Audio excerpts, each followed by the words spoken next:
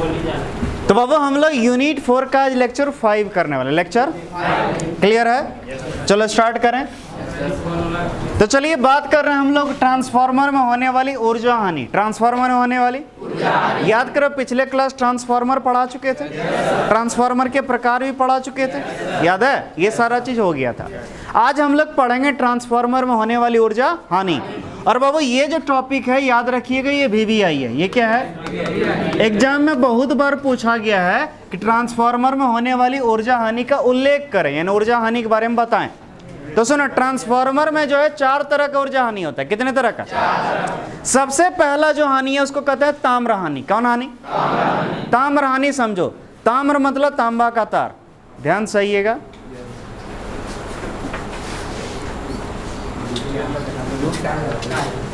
अब वो रुक इसलिए गए, कैमरा तेमरा हिल जाता तो फिर सेटअप करना होता है। हाँ चलो ध्यान से देखो। तो हम लोग बात कर रहे हैं ताम्र हानि। कौन हानि? देखो ताम्र हानि क्या होता है, अगर आपको याद हो ट्रांसफार्मर, तो ट्रांसफार्मर का ये क्रोड होता था, याद है? और क्रोड के ऊपर तांबा का तार इस तरह लपेटे रहते थे, जिसके सिरे के मध्य एक सिरे में प्रत्यावर्ती धारा स्रोत और दूसरे सिरे के मध्य निर्गत लेते थे, याद है कि नहीं? अच्छा बाबू, ये जो तांबा का तार है, जब इसमें करंट चलेगा, क्या चलेगा? अच्छा बाबू, तांबे का तार का कुछ न कुछ प्रतिरोध होगा कि नहीं होगा? और आप जानते हैं किसी भी तार का जब प्रतिरोध होता है तो उसमें धारा प्रवाहित होता है तो वो तार गर्म हो जाता है। आप जानते हैं कोई भी तार में जब करंट चलता है क्या गर्माता है कि नहीं तार? तो सोचो जरा सा, जो उष्मा उत्पन्न हो रहा है, जो गर्मी उत्पन्न हो रहा है, वो भी तो ऊर्जा का एक रूप है। तो बोलो ऊर्जा का रूप यहाँ पर, बोलो ऊर्जा का हानि हो रहा है कि नहीं हो रहा है? क्या हम चाहते हैं कि ये गर्म हो, लेकिन फिर भी हो रहा है? तो याद रखें, ट्रांसफार्मर में लपेटी गई तांबे के तार के कारण, तांबे के तार के प्रतिरोध के कारण ऊर्जा की हानि किस रूप में होती है? उष्मा के रूप में। किसके रूप में? और इसी हानि को कहते हैं ताम्र हानि। क्या कहते हैं? अब बोलिएगा सर इसको कम कैसे करें? तो कम करने का सीधा सा तरीका है, आपको सिखाए थे, अगर तार जितनी पतली होगी प्रतिरोध उतना अधिक होगा, और मोटी तार लोगे तो प्रतिरोध क्या हो जाएगा? कम हो जाएगा। बोलो सिखाए थे कि नहीं सिखाए? अगर हम पतली की जगह मोटकी यूज करें तो कोई दिक्कत? तो याद रखना, जो तांबे के जो तार का उपयोग करना चाहिए बाबू, मोटी तार का प्रयोग करना चाहिए। किसका? इसीलिए गौर किए होगे, अगर ट्रांसफार्मर बनवाते होगे तो तुम लोग ध्यान देना कि वहां पर साफ साफ बोलता है मोटका तार लगाना, पतल का नहीं। क्यों बोलते हैं? यही कारण। समझ में आया? क्योंकि अगर पतला तार होगा तो प्रतिरोध ज्यादा होगा और उसके कारण ऊर्जा की हानि ज्यादा होगा, और ऊर्जा का हानि कम करना तो हमको पतली की जगह क्या लेना चाहिए? मोटी तार। क्लियर है? चलो देखो, जब बात कर रहे हैं ट्रांसफार्मर में होने वाली ऊर्जा हानि, बोल रहे हैं किसी ट्रांसफार्मर में निम्नलिखित ऊर्जा हानि होती है। एक नंबर कौन है? बोले ट्रांसफार्मर में लपेटी गई तांबे के तार के प्रतिरोध के कारण, प्रतिरोध के बाबू यहाँ कारण छूट गया, प्रतिरोध के, अब क्लियर है? प्रतिरोध के कारण ऊर्जा की हानि किस रूप में? उष्मा के रूप में होती, जिसे इसे कम करने के लिए तांबे की मोटी तार का प्रयोग करनी चाहिए। हमको पतली नहीं, कैसी चाहिए? मोटी चाहिए। चलो नेक्स्ट। अब जो दूसरा है उसको कहते हैं फ्लक्स हानि। कौन हानि? समझो फ्लक्स हानि क्या है। वैसे हम पिछले क्लास में इसको क्लियर कर दिए थे, लेकिन फिर भी समझो।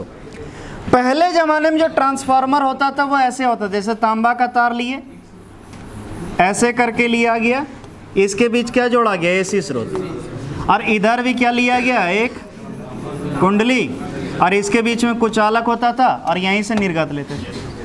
सबसे पहले जो ट्रांसफार्मर बनाया गया था कुछ इस तरह था। क्लियर है? ऐसा नहीं ये काम करता था, नहीं था, ये भी काम करता था, लेकिन ये ऊर्जा की हानि बहुत ज़्यादा करता था। बोलो क्यों? होता क्या था, जब इसमें जब करंट चलेगा और करंट चलने के बाद डेफिनेट चुंबकीय क्षेत्र रेखा उत्पन्न होगा, तो चुंबकीय क्षेत्र रेखा कुछ इधर भी जाता था और कुछ ऐसे बाहर निकल जाता था, ऐसे कुछ बाहर चला जाता था। तो क्या जितना भी इससे चुंबकीय क्षेत्र रेखा उत्पन्न हो रहा है, क्या सारा का सारा इसमें प्रवेश कर रहा है? नहीं कर रहा है। आधा प्रवेश कर रहा है, आधा उधर चल जा रहा है। तो बोलो ऊर्जा का हानि फ्लक्स के रूप में हो रहा है कि नहीं? आखिर फ्लक्स भी तो चुंबकीय ऊर्जा है, बोला है या नहीं?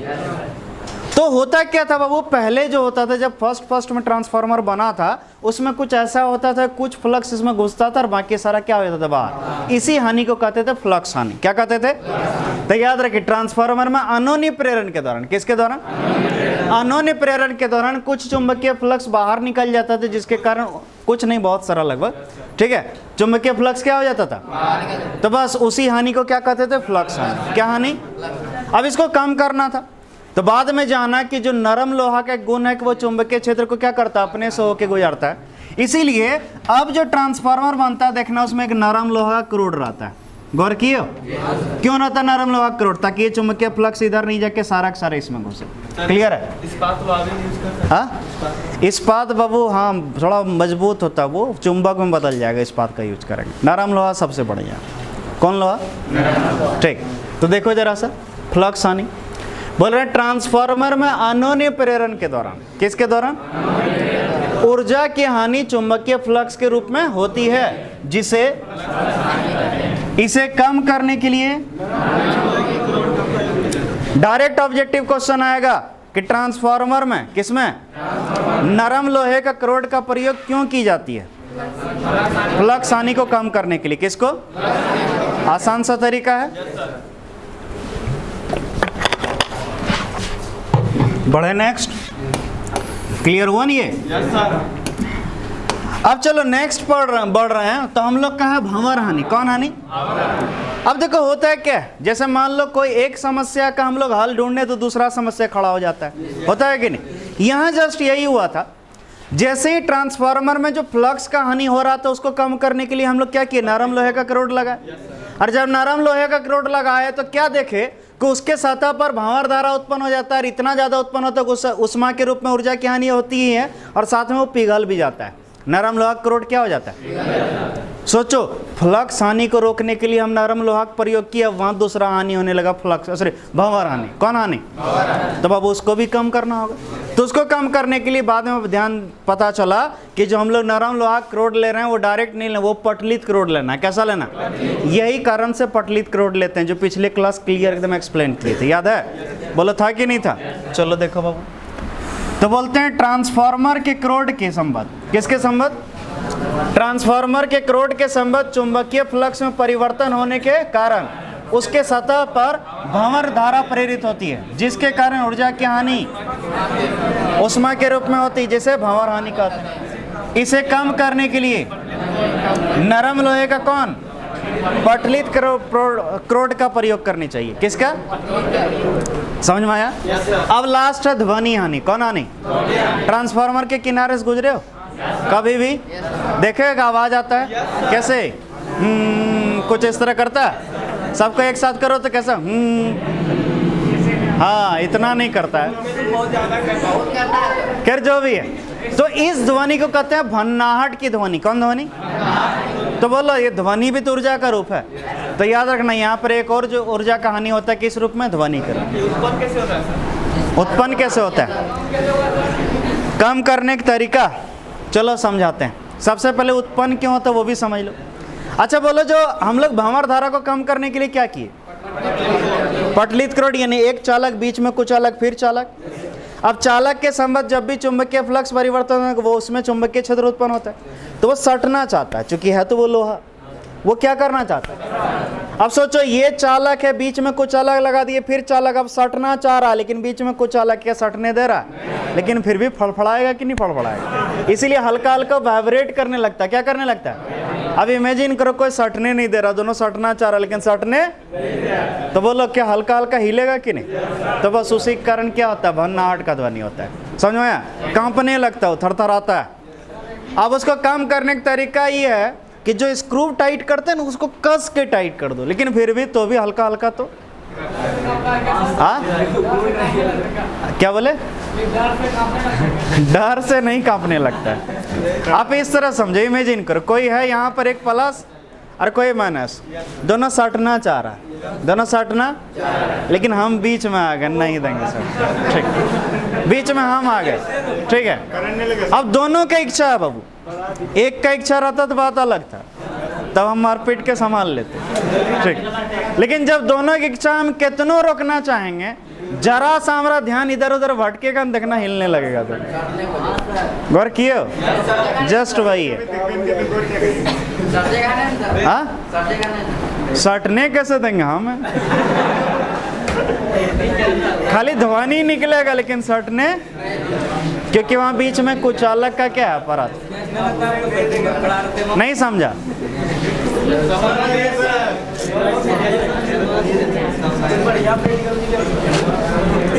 अब इमेजिन करो ये दो नरम लोहे का पटलित क्रोड है, ये दो ठो पत्ती है। अब सोचो इसके इस पर लपेटा तांबा का,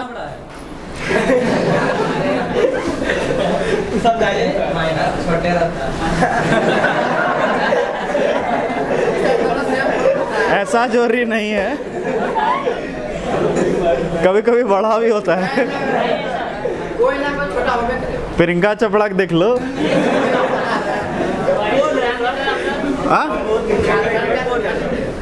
जब वो मिस वर्ल्ड सॉरी मिस क्या थी, नहीं कोई मिस यूनिवर्स या मिस वर्ल्ड जो भी हाँ बनी थी ना, तो बेचारा वो मात्र 7-8 साल का था। निक जोनस उसका दूल्हा, मतलब 13 साल बड़ी है, 13-14 साल, ठीक है। और अभी देखो, खैर छोड़ो उधर, यहाँ समझो। अरे समझ ना तुम लोग, खाली इस सब में खूब मजा आता है तुम लोग। घर के जब ही समझाते हैं सबका ध्यान एकदम, कोई इधर गप करो उधर, जब ये सब एग्जाम्पल लेते हैं सब, और एक दो लड़का तो मुंह खोल के रखता क्या है, समझो यहाँ समझ बाबू ज्यादा काम देगा। ठीक, तुम लोग अब छोटा नहीं रहा, समझो। जैसे मान लो ये दो चालक है, अब दोनों क्या हो रहा है, सटना चाह रहा, लेकिन बीच में तो कुछ चालक का परत है कि नहीं। अब सोचो ये सटना चाह रहा लेकिन सट नहीं पा रहा, इस तरह ये हिलने लगता है, सब समझ में आया, सटने के लिए कोशिश करने लगता है, तो ये हिलने लगता है, तो इसी कारण एक भन्नाहट का ध्वनि उत्पन्न होता है। इसको क्या करेंगे, अब इमेजिन करो यहाँ जो कुछ अगर बढ़िया टाइट कर दी, क्या पूरा हिल पाएगा? तो भी हल्का हल्का हिलेगा। यही कारण से ट्रांसफार्मर में आवाज अभी तक गया नहीं। तुम देखना जब भी गुजरेगा आवाज करता ना भन्ना, वही बाबू। कोई तकलीफ बोलना, तो बोल रहे ट्रांसफार्मर में भन्नाहट की ध्वनि उत्पन्न होती है। किसकी ध्वनि? जिससे ऊर्जा की हानि ध्वनि नहीं, ध्वनि के रूप में, ध्वनि के रूप में होती है, युवराज के रूप में होती है, ध्वनि के रूप में होती है। किसके रूप में होती है? क्लियर है? तो बाबू ये 4 तरह का ऊर्जा हानि था जो कि क्लियर हो गया होगा।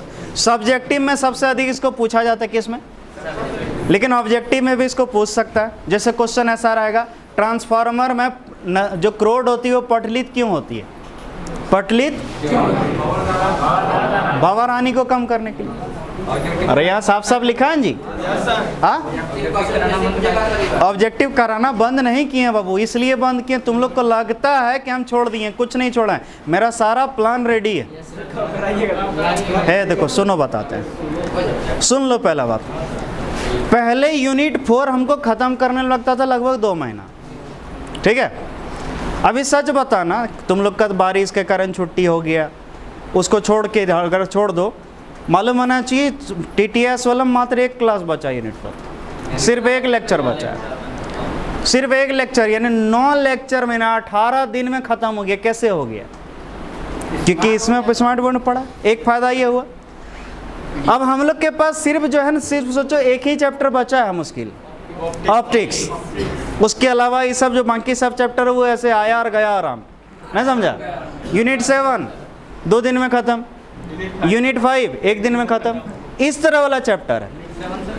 Unit 7 2 class, unit 7 2 class, unit क्या यूनिट 3 2, हाँ बाबू 1 2 3 सब पढ़ाएंगे, टेंशन फ्री ना। अगला क्लास टाइमिंग देंगे सबको। पहले हम यूनिट 1 पढ़ावो तब ना आगे पढ़ो, ठीक। सुन तो सही, कितना तुम लगे, जो नहीं पढ़ा उसकी बात कर रहे हो। तो बाबू बहुत आसान है, यानी हम लोग अगर चाह लेंगे तो सितंबर नहीं अक्टूबर तक में सिलेबस कंप्लीट कर देंगे। अगर थर्ड वेव आ गया, ठीक है, थर्ड वेव का संभावना है अक्टूबर तक, ठीक है। अगर थर्ड वेव आ जाता है, ठीक है, बाबू नेता कमाने के लिए ला देगा। ये तुमको क्या लगता है कि हमेशा क्या इसको क्या एकदम आता ही है क्या? ऐसा कुछ नहीं, वो सिर्फ न्यूज को उस तरह प्रमोट करता है। तुम देखना जब रैली तेली होगा वो लोग का नेता होगा, उस समय कोरोना नहीं निकलेगा। और जब देखना जब सब कुछ खत्म हो गया, फिर कोरोना आता, बोलो क्यों? इसके पीछे रीजन है, देखो सरकार जो है, जैसे हम लोग जो टैक्स देते हैं, तो टैक्स देते हैं, सरकार ऐसे डायरेक्ट थोड़े पॉकेट में भर सकता हो। तो उसको जैसे दो तरीका है, या तो वो क्या करता है, काम निकालता है, ठेकेदार लोग को जो देता है ठेका, जैसे मान लो रेलवे का ठेका वगैरह। अब जैसे मान लो जो काम होना चाहिए था 4000 करोड़ में, उसको दे दिया 5000 करोड़ में, ठेका निकाला।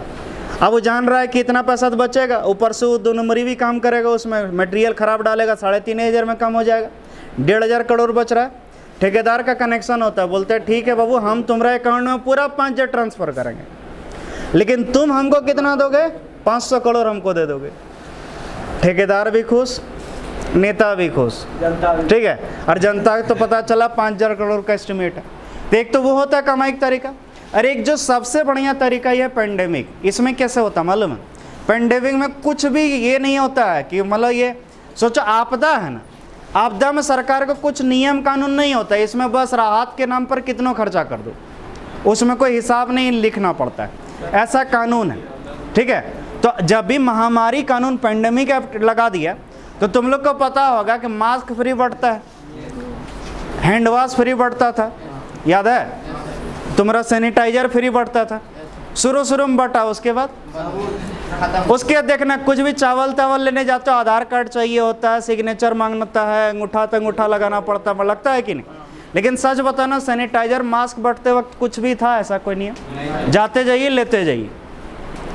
तो हुआ कि जैसे सरकार जो है, मान लो 1000 करोड़ का बजट किया कि सैनिटाइजर बटेगा, 1000 करोड़ का पैसा बजवाया, ठीक है। कहाँ गया? डीसी लोग के पास। डीसी 1000 करोड़ में मात्र 1 करोड़ का खरीदा, 999 करोड़ सब मिल के, खाली डीसी नहीं, सब मिल के खा गया। और उसके बाद फिर क्या हुआ?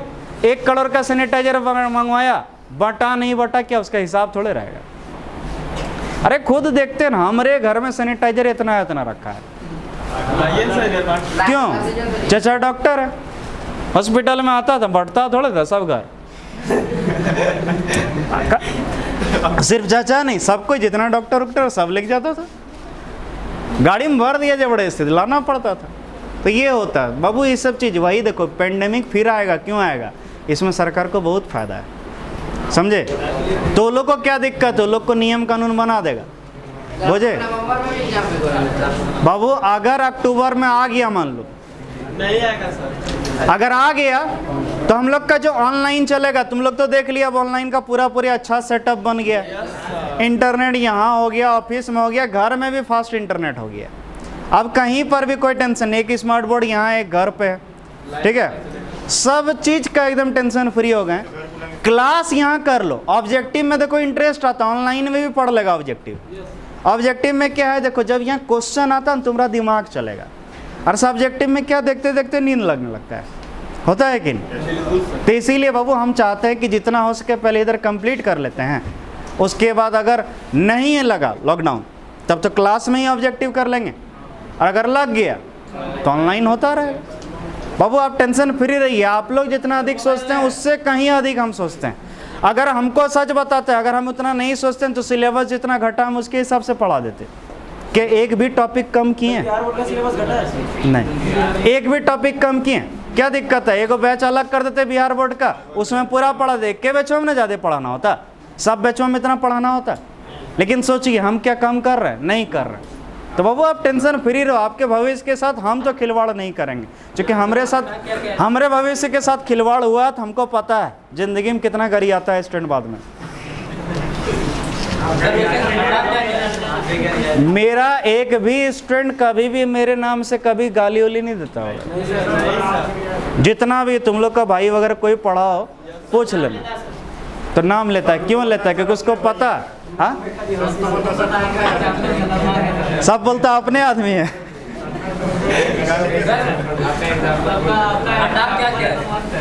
अच्छा छोड़ो ना, एग्जाम्पल दे, एग्जाम्पल ये क्लियर हुआ? देखा तुम लोग 10 मिनट इधर खिंचवा दिया बाबू।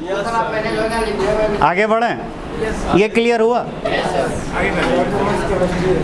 अब बात कर रहे हैं किसका? प्रत्यावर्ती धारा। क्लास 10 में भी आप लोग पढ़े होंगे, डायनेमो के नाम से पढ़े थे, या धारा जनित्र भी पढ़े होंगे। तो देखो होता है क्या, अगर तुम लोग जानते हो शादी बीएम जनरेटर देखा, वही चीज उसमें क्या होता है, घूमता है। अब देखे होंगे जब उसमें मारते होंगे हैंडल तो घूरता होगा, तो वो क्या हो रहा है, एक प्रकार से उसका घूम रहा है डायनामो। और जब भी कोई चीज घूमता है, गति करता है, तो उसको बोलते हैं यांत्रिक ऊर्जा। कौन ऊर्जा? क्योंकि वो एक यंत्र है, और यंत्र क्या उत्पन्न करता है, यांत्रिक ऊर्जा। अच्छा बोलो, जब तक वो घूमता है तब तक ना करंट उत्पन्न होता है, तो बोल सकते हैं यांत्रिक ऊर्जा ही विद्युत ऊर्जा में बदलता है। तो बस इसका डेफिनेशन आसान सा नहीं बना सकते हैं। वैसी युक्ति जो यांत्रिक ऊर्जा को कौन ऊर्जा, विद्युत ऊर्जा में रूपांतरित करता है, उसको क्या कहते हैं? देखिए, वैसी युक्ति जो यांत्रिक ऊर्जा को विद्युत ऊर्जा में रूपांतरित करती है उसे प्रत्यावर्ती धारा जनित्र कहते हैं। कोई तकलीफ? अब बात करते हैं वो सिद्धांत किसका, एकदम आसान सा, विद्युत चुंबकीय प्रेरण के सिद्धांत पर कार्य करता है। कैसा? याद करो, विद्युत चुंबकीय प्रेरण पढ़ाए थे। जब भी किसी कुंडली के संबद्ध चुंबकीय फ्लक्स बदलेगा, क्या बदलेगा, तो उसमें धारा या विद्युत वाहक बल उत्पन्न होगा। बोलो, बताए थे कि नहीं?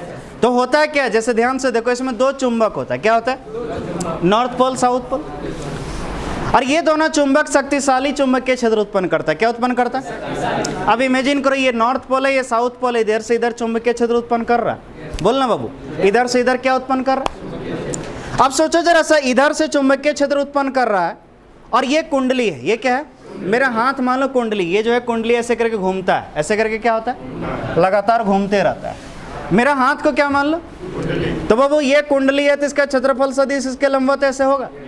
बोलो, चुंबकीय क्षेत्र इधर और क्षेत्रफल सदिश इधर, कितना कौन? अब सोचो, कुंडली लगातार घूम रहा है, चुंबकीय क्षेत्र इधर है। अब इमेजिन करो, चुंबकीय क्षेत्र हमेशा इधर। सोचो, जैसे जैसे ये घूमेगा कुंडली, वैसे वैसे कौन बदलेगा? और चुंबकीय फ्लक्स का फॉर्मूला था फाई बराबर BA cos थीटा। बोलो, थीटा बदल रहा। अब बोलो, अगर थीटा बदलेगा तो फ्लक्स बदलेगा, और फ्लक्स बदलेगा तो क्या धारा या विद्युत वाहक को प्रेरित होगा कि नहीं? तो यही तो है विद्युत चुंबकीय प्रेरण। यही कारण, जब तक जनरेटर घूमते रहता है तभी तक करंट उत्पन्न होता, नहीं तो नहीं होता। तो याद रखना, कोई पूछेगा ये किस सिद्धांत पर काम करता है, तो बिहार बोर्ड का ऑब्जेक्टिव का सबसे फेमस क्वेश्चन लगभग 4 साल पूछा है कि विद्युत धारा जनित्र, विद्युत धारा या प्रत्यावर्ती धारा जनित्र निम्नलिखित में से किस सिद्धांत पर कार्य करती है? विद्युत चुंबकीय, विद्युत चुंबकीय, याद रहेगा, बहुत बार पूछा गया ये ऑब्जेक्टिव क्वेश्चन। अब बनावट क्या, एकदम आसान है, कुछ है ही नहीं इसमें। देखो, इसमें कितना चुंबक है, इसके बीच में एक आर्मेचर कुंडली है। ये किसका? तांबे के तार को लपेटना है आयताकार रूप में। ये आर्मेचर कुंडली ABCD। इस आर्मेचर कुंडली के एक सिरा से एक सर्पी वलय, वलय मतलब रिंग, वलय मतलब एक, इससे एक रिंग जुड़ा रहता है, और दूसरा इसका जो सिरा है उससे दूसरा रिंग S2 जुड़ा रहता है। ये रिंग जो है धातु का बना होता है। किसका? और ये आर्मेचर कुंडली के साथ ये भी क्या होता है? घूमता है। क्या होता है? और इससे फिर कार्बन ब्रश जुड़ा रहता है। क्या जुड़ा रहता है? B1 और B2। और उसी से हम लोग क्या लेते हैं? निर्गत। क्या लेते हैं? अब चलो और अच्छे से समझते हैं, ध्यान से समझना। मान लो इधर नॉर्थ पोल, इधर चुंबकीय क्षेत्र, इधर ये आर्मेचर कुंडली होता है आयताकार, ऐसे करके घूमता है, ऐसे करके। सोचो, पूरा स्पीड घूमता है, इतना स्लो नहीं, पूरा स्पीड। अब सोचो, ऐसे ऐसे करके जब घूम रहा है, ऐसे ऐसे करके बाबू, तो सोचो जैसे जैसे घूमेगा फ्लक्स बदलेगा, और फ्लक्स बदलेगा धारा उत्पन्न होगा। अब करंट तुमको चाहिए, तो होता है कि इससे तार निकला रहा। अब डायरेक्ट अगर इससे हम प्लस माइनस 2 तार जोड़ के निकाल लें, तो सोचो ये घूम रहा के उलटता नहीं जाएगा तार। लेकिन इमेजिन करो, इससे जो इस तरह करके जो तार निकला है उसको क्या किया हम? रिंग से जोड़ दें। किससे? अब इमेजिन करो, ये जो है हमारा रिंग है, ये क्या हमारा? अब इमेजिन करो, इससे तार जोड़ा, वो घूम रहा है, तो उसके साथ ये भी घूम रहा है, ये भी घूम रहा है ऐसे। अब सोचो, इससे फिर तार सोल्डिंग करेंगे तो इसमें भी लपेटा जाएगा। अब भाई दिक्कत हो गया, तो क्या करते हैं? सुनो, एक कार्बन ब्रश ले लेते हैं। क्या लेते हैं? यहाँ सटा देते हैं कार्बन ब्रश इस रिंग में, और यहाँ से फिर तार ले लिया। अब होता है क्या, जैसे जैसे ये घूमता है और ये उससे सिर्फ क्या रहता है? सटा रहता है। तो बोलो, क्या इधर से अब करंट चलेगा कि नहीं? तो इसीलिए कार्बन ब्रश लेते हैं। कार्बन ब्रश लेने का एक और कारण है। बोला सर, अगर यहाँ पर क्या होता, कोई धातु ही ले लेते, तो ये धातु है, ये भी धातु, धातु धातु के बीच घर्षण बहुत ज़्यादा, चिंगारी उत्पन्न होता है बाबू। क्या होता है? तब तो दिक्कत था।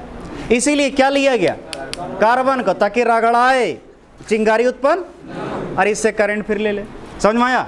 इसीलिए अगर किसी घर में जनरेटर होगा, जानते हो कार्बन ब्रश बदलना होता है, हर 5-6 महीने में बदलाता है। क्यों बदलाता है? क्योंकि ये घूमता है और इससे सटा रहता है, ये घिस जाता है, इसीलिए इसको बार बार क्या होता है, चेंज करना होता है। बार बार नहीं, मतलब 5-6 महीना में एक बार। बुझे?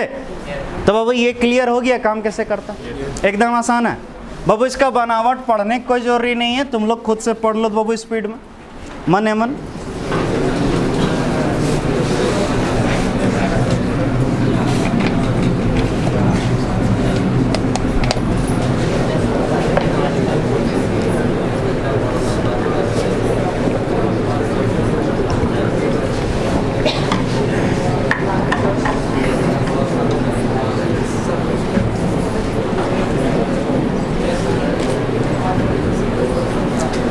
क्लियर हुआ? बोलो मुश्किल है क्या? जो सब बोले वही सारा चीज है। आगे बढ़े, बोलना रे, बढ़ जाए ना। ठीक, अब इसका कार्य प्रणाली क्या? अच्छा बाबू, ये जो आर्मेचर कुंडली है, ये जो अच्छा जो आर्मेचर कुंडली है, इसका कुछ फेरोक संख्या होगा कि नहीं? मान लिए फेरोक संख्या कितना n कितना है? इस कुंडली का क्षेत्रफल कितना? a है। क्षेत्रफल मतलब एरिया, एरिया कितना मान लिए? और ये घूम रहा है इस तरह करके, कितना कोणीय वेग से? ओमेगा।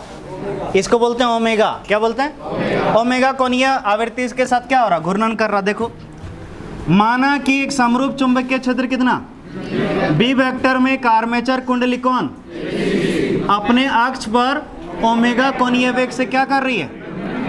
कुंडली के फेरों की संख्या तथा क्षेत्रफल, ये सब मान लिए बाबू। क्या किए? अब तैयार हो? बोलो प्रूव करें, बोलना नू। चलो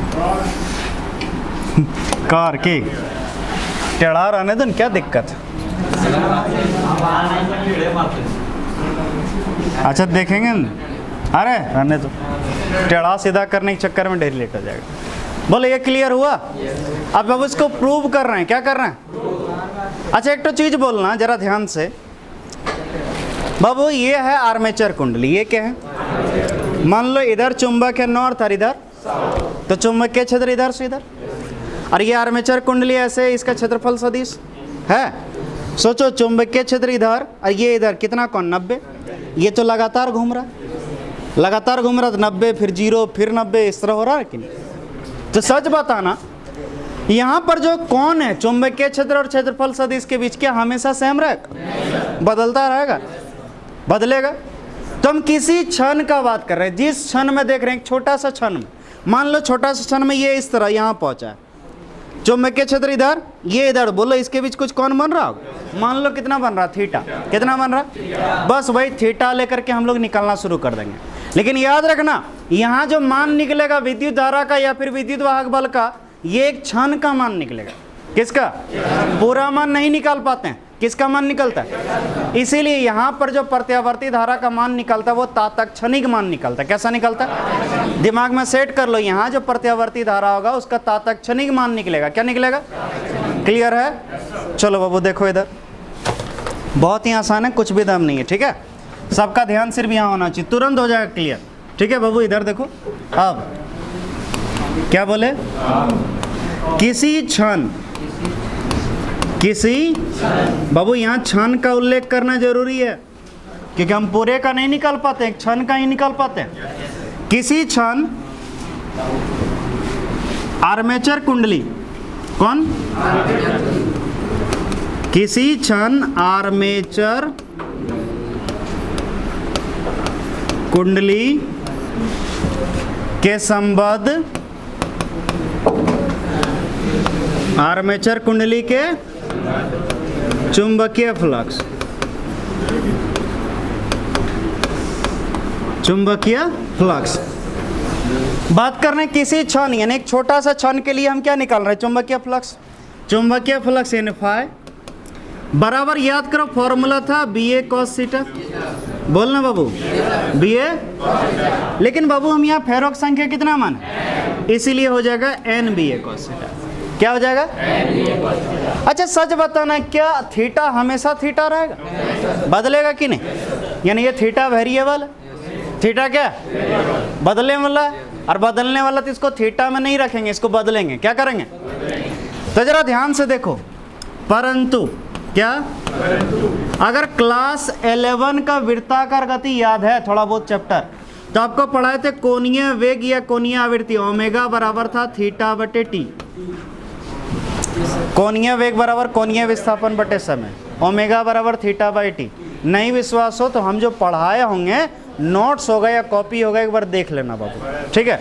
ओमेगा बराबर थीटा बटे, तो बोलो थीटा बराबर कितना हो जाएगा, ओमेगा इंटू, क्लियर है। इसीलिए बाबू जरा ध्यान से देखो, फाई बराबर एन बी ए,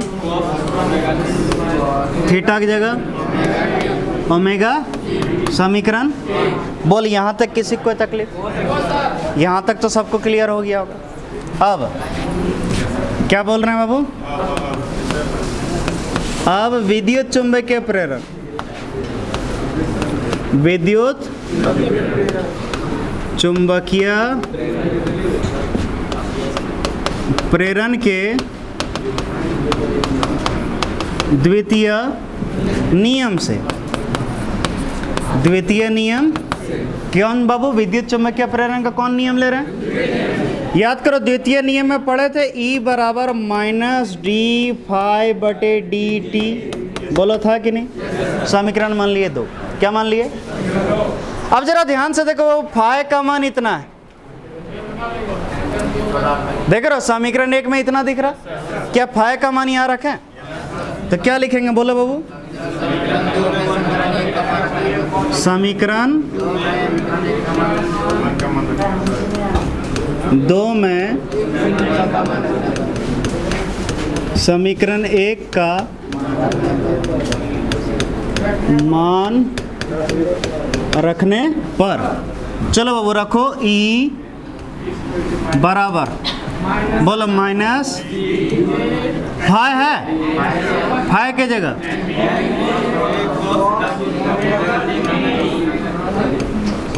कॉस बटे कितना, बोल के करो को दुख, एक जरा सा भी तैयार हो, ठीक। बोलो बाबू ई बराबर, जो जो कांस्टेंट है बाहर निकालो, एन बी ए क्या, तो माइनस एन बी बाहर हो गया, बोलो कितना, डी कॉस ओमेगा टी बटे डी टी, कोई तकलीफ। ई बराबर माइनस एन बी है, अब वो D cos omega T by D T, यानी डिफरेंशिएशन है, तो कॉस ओमेगा टी का डिफरेंशिएशन होगा minus omega into sine omega T, खाली कॉस टी नहीं है, ओमेगा टी है, तो बोलो minus omega into sine omega T, बोलो होगा कि नहीं हो, बोलो ई बराबर माइनस माइनस तो क्या, N B A omega into sine omega T, कोई तकलीफ। समीकरण हो गया बाबू 3, समीकरण। अब यहाँ तक बोलो कोई तकलीफ, बोलो कोई तकलीफ। लेकिन बाबू एक चीज़ यहाँ और समझना होगा बाबू, प्रत्यावर्ती धारा जो है इसका मान लगातार बदलता रहता है, बोलो क्यों, जैसे जैसे घूमेगा आर्मेचर कुंडली वैसे वैसे कौन बदलेगा, और कौन बदलेगा तो मान भी बदलेगा।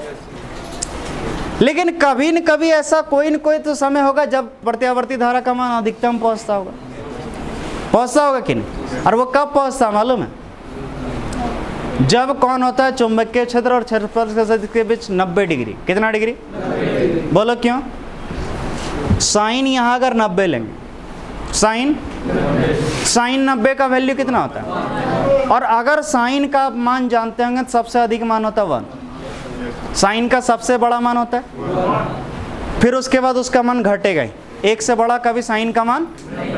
सोचो अगर यह साइन ओमेगा टी का वैल्यू अगर 90 डिग्री ले लेंगे तो बोलो ये महत्तम मान होगा सब में साइन का, तो बोलो अगर ये महत्तम तो बोलो विद्युत वाहक बल भी उससे महत्तम होगा कि नहीं।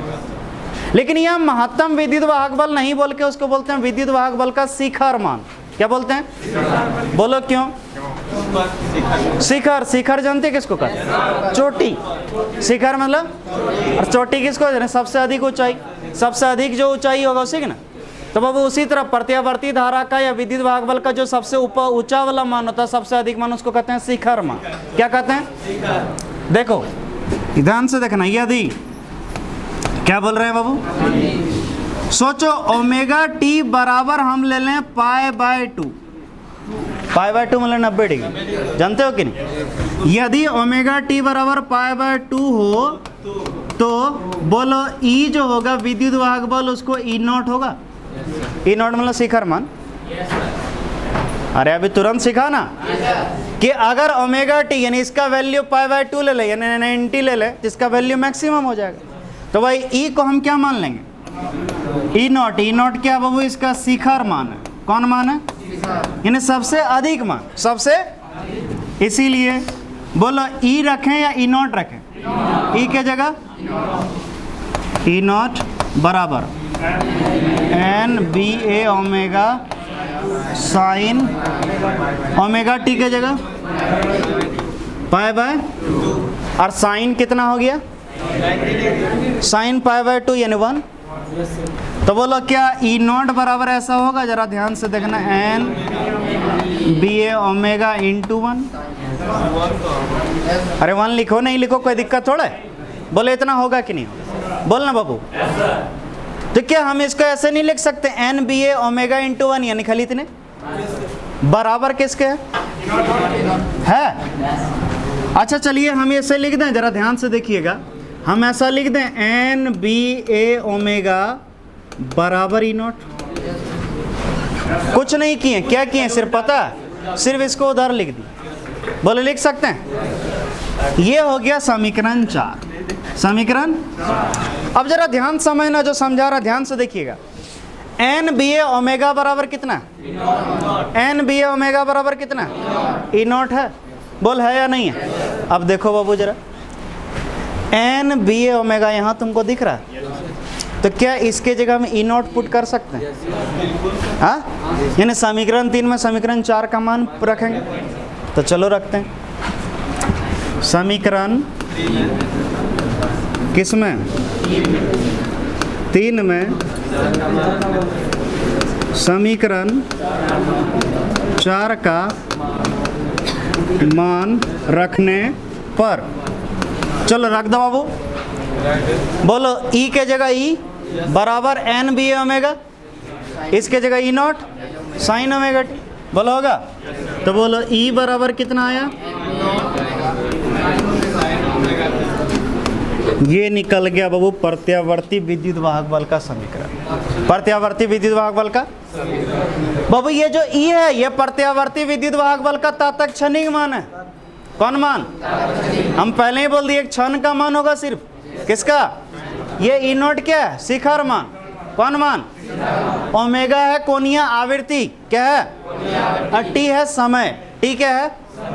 चलो ये अभी क्या निकला? विद्युत वाहक बल। क्या निकला? अब धारा चाहिए कि नहीं चाहिए? चाहिए। अब यदि क्या कुंडली का प्रतिरोध, किसका? कुंडली का प्रतिरोध कितना हो? आर हो, तो कुंडली में प्रेरित क्या? धारा। कुंडली में प्रेरित अगर प्रतिरोध कितना हो तो धारा। याद करो करंट आई बराबर सिखाए थे ई बटे आर। बोल, ई फॉर्मूला सबको पता होगा। आई बराबर ई बटे, बोलो आई बराबर ई है बाबू। ई का वैल्यू इतना होता है, रख दो ई नॉट साइन ओमेगा टी बटे होगा। परंतु जरा ध्यान से देखना क्या बोल रहे हैं? परंतु ई नॉट बाय आर कितना बाबू? ई नॉट बाय, सोचो ई बटे आर बराबर आई होता है, तो ई नॉट बाय आर बराबर आई नॉट नहीं होगा। ये क्या हुआ मालूम? प्रत्यावर्ती धारा का शिखर मान। कौन मान? क्योंकि ये आई नॉट लग गया तो डेफिनेटली ये कौन मान होगा? शिखर मान। इसीलिए बोलो ये देखो आई बराबर ई नॉट बाय आर है। ई नॉट बाय आर को क्या लिखें? आई नॉट, फिर क्या? आ रहा समझ में? तो ये निकल गया प्रत्यावर्ती विद्युत वाहक बल का समीकरण, ये प्रत्यावर्ती धारा का समीकरण। बोलो दोनों लगभग सेम है, खाली ई के जगह क्या हो गया, बोलो कोई टेंशन। तो ये ट्रांसफार्मर में कितना विद्युत वाहक बल उत्पन्न होगा, कितना धारा उत्पन्न हुआ, क्लियर हुआ, बोलना जी। लेकिन फिर सुनना, ये जो मान है ये तात्कालिक क्षणिक मान है, पूरा मान ये तात्कालिक क्षणिक मान है। कौन मान है, बोलो क्लियर हुआ, आगे बढ़े। अब है क्या हेडिंग देखो तो, प्रत्यावर्ती विद्युत वाहक बल का समीकरण। प्रत्यावर्ती विद्युत वाहक बल का देखो, अभी हम लोग ये पढ़े, यही तो है। चलो बाबू देखो इधर, तो प्रत्यावर्ती विद्युत वाहक बल का समीकरण हमको निकला E बराबर कितना, E नॉट साइन ओमेगा। जहां क्या क्या चीज है उसको लिखेंगे। ये जो E है जानते हैं ये क्या है,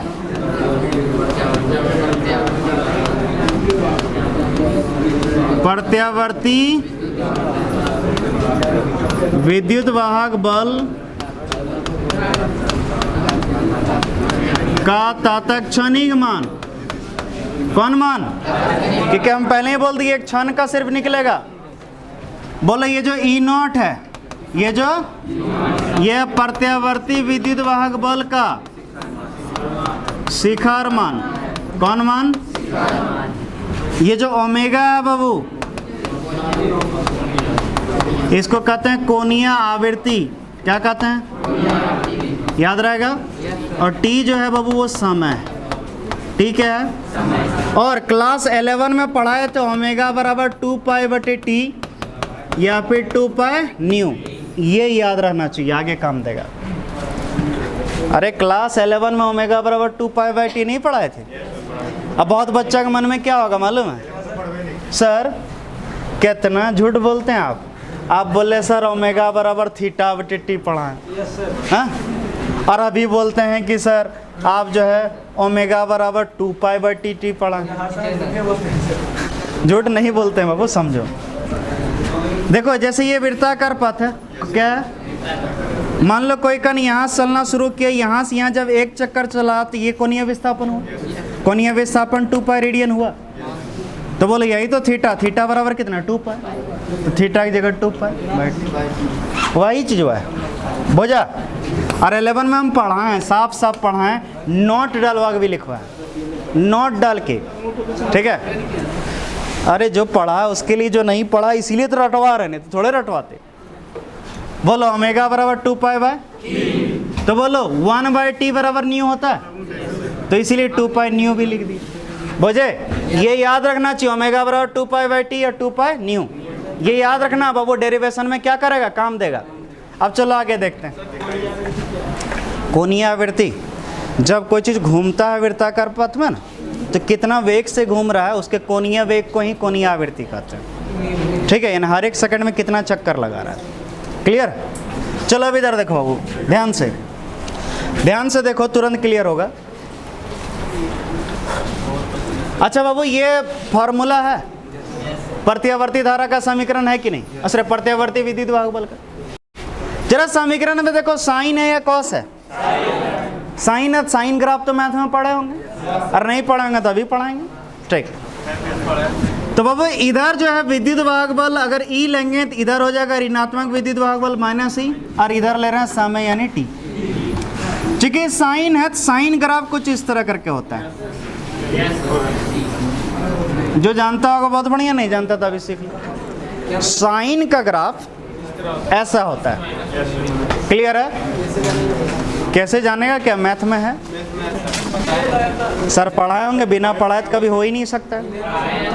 अरे पढ़ाए होंगे, ठीक। जो नहीं पढ़ा, अब हम क्या करेंगे, होता हम पढ़ा रहे हैं, अभी मानो। चलो इधर देखो बाबू, ये 0 है, ये कितना है, सुन तो सही, ये जो है सुनेगा पहले हमारा बात। यहाँ से यहाँ जो होता है इसको कहते हैं पूर्ण चक्र। क्या कहते हैं, ये हुआ आधा चक्र, ये हुआ आधा चक्र, तो यहाँ से यहाँ मिला के इसको कहते हैं पूर्ण चक्र। और पूर्ण चक्र में कितना रेडियन, 2 पाई रेडियन कितना, क्योंकि पूर्ण चक्र मतलब 360 डिग्री और 360 डिग्री मतलब 2 पाई रेडियन। तो यहाँ से यहाँ हुआ 2 पाई, कितना हुआ? तो बोलो ये कितना होगा? अच्छा बताओ ये कितना होगा? π/2 हुआ कि नहीं हुआ? और जरा ध्यान से देखो इस ग्राफ को, क्या π/2 रेडियन जब है तभी इसका मान अधिकतम है या नहीं? और हम तो पहले ही बोल दिए थे जब π/2 होगा तभी E0 मिलेगा, शिखर मान, बोले थे कि नहीं? उसी तरह ये बोलो कितना होगा? ये 3π/2 होगा, बोलो ना। ये 0, ये आधा पाई, ये पाई, तो ये 1.5 पाई। कौन पाई? 1.5 पाई मतलब 3π/2। तो बोलो ये क्या हो जाएगा इस जगह? -E0। उसी तरह बोलो ये कितना? 5π/2 मतलब वही आधा पाई, कितना होगा फिर E0? और ये 7π/2। अच्छा ये तो लिखना बोलिए 2 पाई, ये कितना? 3 पाई, ये 4 पाई। क्लियर है? समय का बात करें, किसका? याद कर हम पढ़ा थे जब कोई एक चक्कर पूरा करता तो उसको कहते हैं आवृत्ति काल। क्या कहते हैं? तो जरा समझना बाबू, अगर समय यहाँ से यहाँ तक लेंगे तो बोलो T होगा मतलब आवृत्ति काल। तो ये कितना? उसका आधा, बोलना। और ये उसका भी आधा यानी कितना? T/4। यहाँ पर 3T/4, यहाँ पर 7T/, अच्छा ये T हो गया, ये 3T/ और ये 2T। मैं समझा? अरे आधा T, 1T, 1.5T, 2T हुआ। अब बोलिएगा सर ये ग्राफ क्यों पढ़ा है? क्यों पढ़ा है? वैसे सुन लो, आप लोग के लेवल का चीज़ नहीं है ग्राफ, आप लोग नहीं भी पढ़िएगा काम चल जाएगा, लेकिन चूंकि हम पढ़े हैं, हमको मेरे सर पढ़ाए थे तो हमको मन किया तुम लोग को थोड़ा समझा दें। देखो ये ग्राफ हम लोग को क्यों पढ़ाता था, सुनिए ध्यान से। जैसे अभी जो है ना हम डेरिवेशन में आपको समझाए, डेरिवेशन में हम आपको बताए, कहाँ चल गया? हाँ देखो यहाँ पर क्या बोले, सॉरी यहाँ पर हम क्या बोले, जब ω/t का वैल्यू कितना तभी E0 होगा। यानी आपको इतना जरूर पता है कि जब π/2 होगा तो उसमें शिखर मान प्राप्त होगा, होगा कि नहीं? लेकिन बाबू सिर्फ π/2 पर ही नहीं होता है,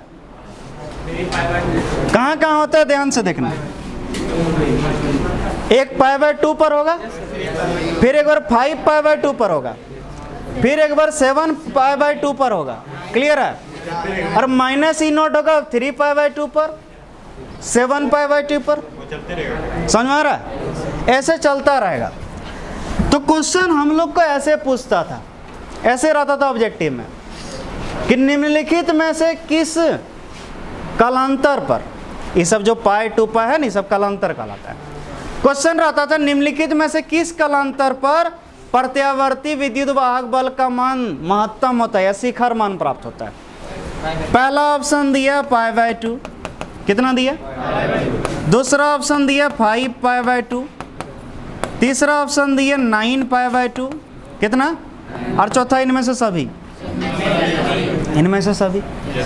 लेकिन तुम लोग को अगर ये ग्राफ नहीं पढ़ाते तुरंत सोचता सर तो पढ़ाया था जब हो तो ω/t बराबर π/2 तब ये महत्तम निकलता। ले तो ग्राफ जानेगा तब ना जानेगा बाबू ये रिपीट करता है, समझे? अगर क्वेश्चन पूछ दे कि किस समय अंतराल पर महत्तम मान निकलता है, T/4 पर, देख रहा 5T/, और बोल देगा -E0 कहाँ होगा? ग्राफ जानोगे तब ना, नहीं जानोगे तो हो पाएगा। इसलिए ग्राफ हम पढ़ा दिए। वैसे आप लोग भूल भी जाइएगा तो हमको कोई टेंशन, और भूलने की क्या जरूरी है जी? क्या रटे हम क्या? ये रटे के जो साइन का ग्राफ जानता है वो आराम से लिख देगा इसको। क्लियर है? आ रहा समझ में? ये हम अच्छा से फिगर नहीं बनाए हो तो उसी का एकदम अच्छा से बढ़िया से कंप्यूटराइज फिगर। क्लियर है? प्रत्यावर्ती विद्युत वाहक बल का देखो यहाँ साफ साफ लिखा π/2 पर E0, ये T/4 पर E0 सब लिखा है। क्लियर है? आगे बढ़े। अब है क्या प्रत्यावर्ती धारा का, प्रत्यावर्ती धारा का हड़बड़ाना नहीं, 5 मिनट में छुट्टी दे रहे हैं, बहुत किसी का मन मचल रहा हमको पता है। ठीक, टाइम देख रखा होगा, पता है 10:30 है, वो भी 5 मिनट हमको दे दो, 5 मिनट ऑर्केस्ट्रा नहीं पढ़ा सकते। चलो इधर देखो, प्रत्यावर्ती धारा का समीकरण आई बराबर क्या पढ़े थे? बोले यही था। जहां आई बोलो ना क्या है, प्लीज बोलो ना। प्रत्यावर्ती धारा का कौन मान? हाँ, तात्क्षणिक मान। अच्छा सुनो ना, प्लीज बोलो ना, आई नॉट क्या होगा? कौन मान? वाह, अगर बाद विमल मान आ तो फिर तिरंगा मान पन पर है ना। ओमेगा ओ क्या है? कोनिया। टी क्या है? टी मतलब टाइम, जिसको समय कहते हैं। और ओमेगा बराबर बोल नुआ, यह याद रखेगी। हो गया? बोलो कोई दुख? इसका ग्राफ भी उसी तरह होगा। क्यों मालूम है? देखो आई बराबर आई नॉट साइन ओमेगा टी, यहाँ भी क्या है? साइन। ग्राफ भी सेम रहेगा, खाली ई के जगह क्या हो जाएगा? क्योंकि यहाँ पर जो था बाबू, यहाँ पर था ई बराबर ई नॉट, तो यहाँ ई लिखे थे, तो उसमें आई बराबर आई नॉट होगा, तो यहाँ आई होगा, ये माइनस आई होगा। समझ में आ रहा? इसलिए ग्राफ के लिए सोचने नहीं है।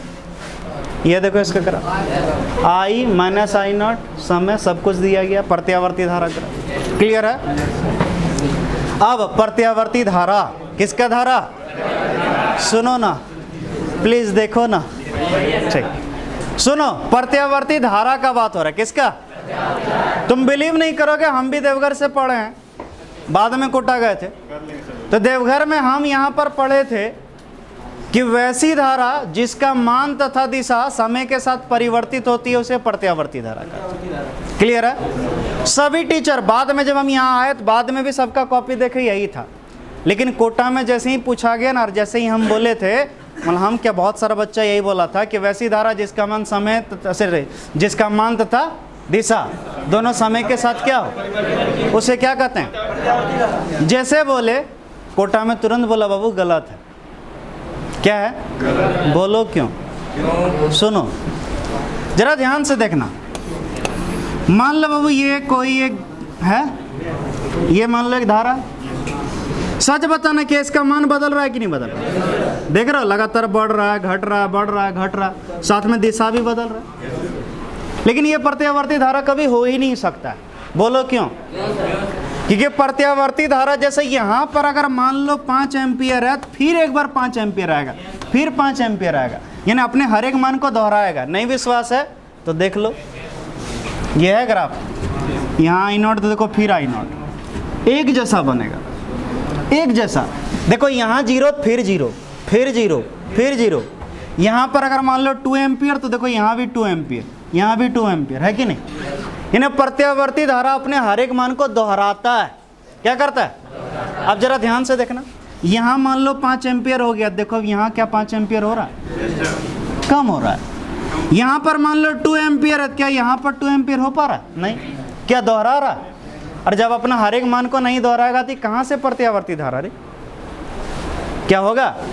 कि ये प्रत्यावर्ती धारा, और प्रत्यावर्ती धारा का एक और गुण है कि ये तो परिमाण बदलेगा ही, दिशा बदलेगा ही, साथ में अपने हर एक मान को दोहराएगा भी। ये तीनों गुण जिसके पास रहेगा उसको कहेंगे प्रत्यावर्ती धारा। इसीलिए डेफिनेशन बाबू क्या समझना, जो हमको मेरे सर सिखाए वही याद रखना। क्या? कितना गुण? 3 गुण। क्या क्या बदलेगा? परिमाण बदलेगा, दिशा बदलेगा, और अपने हर एक मान को एक निश्चित समय पर क्या करेगा? दोहराएगा। ये तीनों गुण जिसके पास रहेगा उसको क्या बोलेंगे?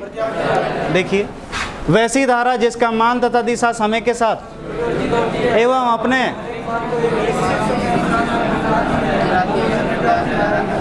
कोई तकलीफ, तो बाबू खाली बोल देंगे परिमाण बदले और दिशा बदले तो वो प्रत्यावर्ती धारा नहीं हो सकता है। बुझ गया? अब प्रत्यावर्ती धारा स्रोत का दिमाग में सेट कर लो बाबू, अगर तुमको अब कहीं पर भी ऐसा दिख जाए ठीक है, इस तरह का सोच लेना, ये क्या है? प्रत्यावर्ती धारा स्रोत। ये क्या है? अरे तो बहुत देर पहले से तुम लोग सीखते आ रहा है। अब चलो बात कर रहे हैं प्रत्यावर्ती धारा का मान। किसका?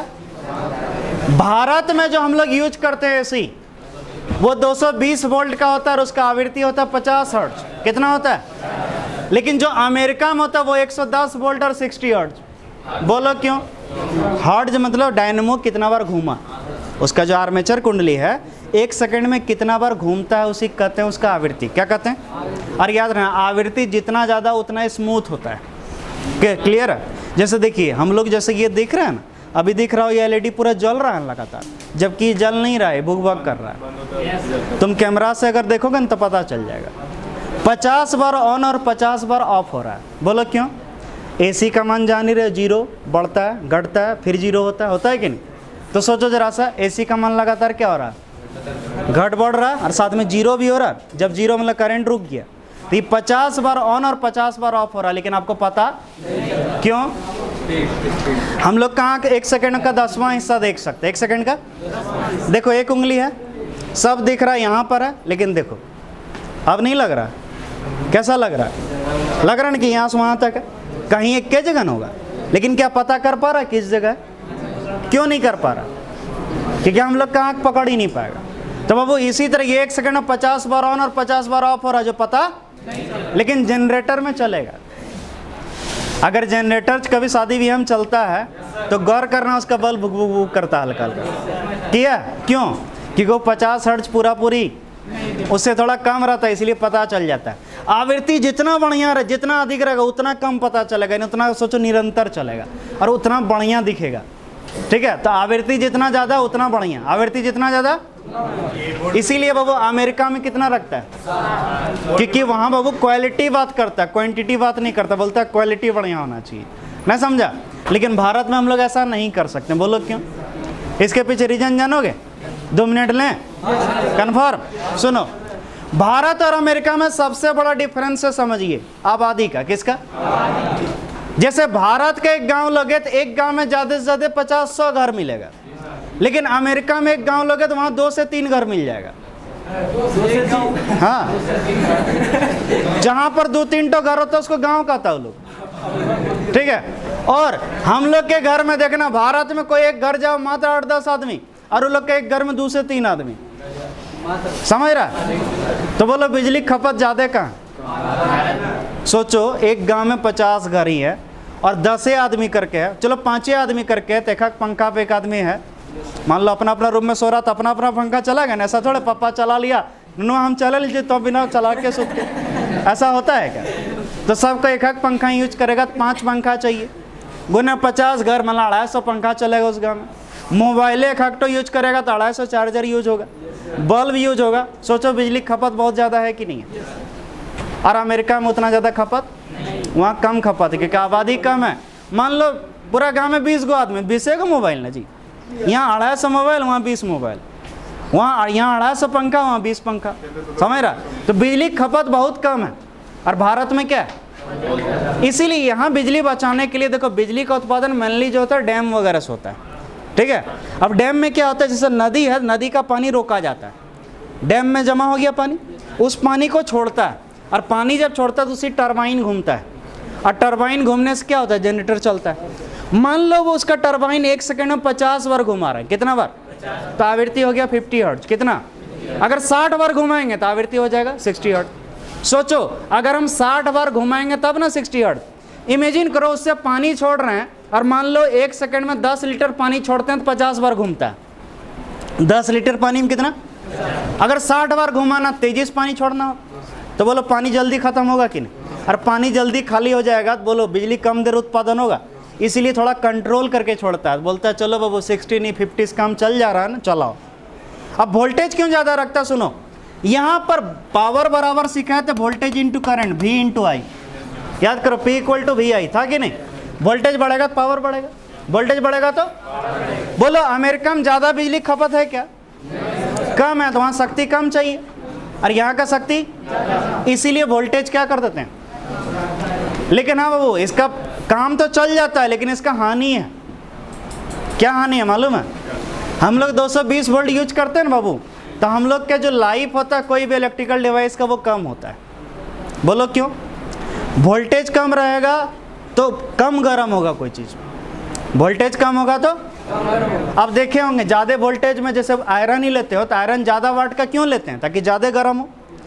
तो उसी तरह जैसे देखते होंगे हम लोग के घर में कोई भी चीज़ जब चलाते हैं, चाहे टीवी चलाओ वगैरह कुछ भी चलाओ, गर्म हो जाता है। क्यों होता है? करंट चलने कर। तो सोचो ज़्यादा गर्म होगा तो उसका लाइफ तो घटेगा ना। बिलीव नहीं करोगे, ये जो बोर्ड है, ये जो अमेरिका कंपनी है, और सेम बोर्ड, यही बोर्ड यहाँ पर सिर्फ वारंटी देता है ये कंपनी 3 साल, इंडिया में कितना? 3 साल। और यही अमेरिका में इसका वारंटी है 7 साल। कितना साल? क्यों दे दिया वो? क्योंकि उसको पता है कंपनी जो बनाई है उसको पता है अगर यहाँ 7 साल दे दिए चलेगा नहीं। क्यों? क्योंकि भाई यहाँ क्या है, ज़्यादा गर्म होगा, तो ज़्यादा गर्म होगा जहाँ सोल्डिंग किए हो जो गलने का संभावना बढ़ जाएगा, और गलेगा खराब होगा फिर परेशान करेगा। इसीलिए चलो भाई 3 साल दे दो, ठीक है? तो याद रखना बाबू, इसीलिए सबसे पहले कंट्रोल करो आबादी पर, तुम लोग को बोल दे रहे हैं, समझा ना? ये नहीं कि शादी किया 10-20 को दे हो रहा है, ठीक बाबू, कंट्रोल करना सब ठीक है।